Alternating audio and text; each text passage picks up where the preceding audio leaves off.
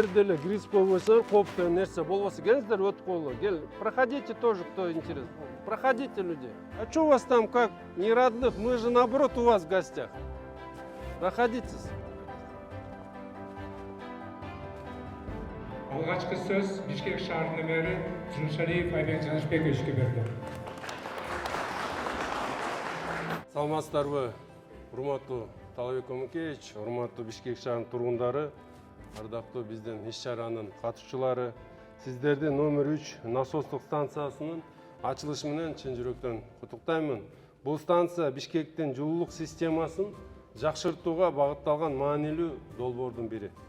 Бишкек жылуулук тармагы муниципалдык ишканасы 143 миңден ашык абонентти жылуулук менен камсыз кылат жана шаардын маанилүү өнөр жай ишканаларынын бири болуп саналат. Шаарды жылуулук менен камсыз кылуу татаал жана жооптуу иш экенин баса белгилеп кетем.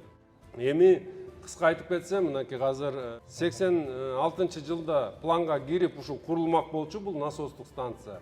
Мынакей канча жылдан кийин биз бүгүн жоопкерчиликти да алып, ошол ишке башооту менен киришип, 2024-жылдын август айында, мына биз жашоочулар калпай туруп айтып коюш керек, ушул жерден бирге силер менен капсуласын салдык элек. Анан бир жылда бүтүрөбүз дегенде көптөгөн мындай күмөн, сын пикирлер да бизге биз тарапка айтылган. Эми көп курулуштардын баары жылдан жылга улап атса, анан кийин булар бир жылда кантип бүтөт деп. Жаңы насостук станция шаарга узак жылдар бою жакшы кызмат кылсын. Ар дайым Бишкек шаарынын тургундарынан жана меймандардын атынан силерге бир гана ыраазычылык айтылып турсун. 1, 2, 3.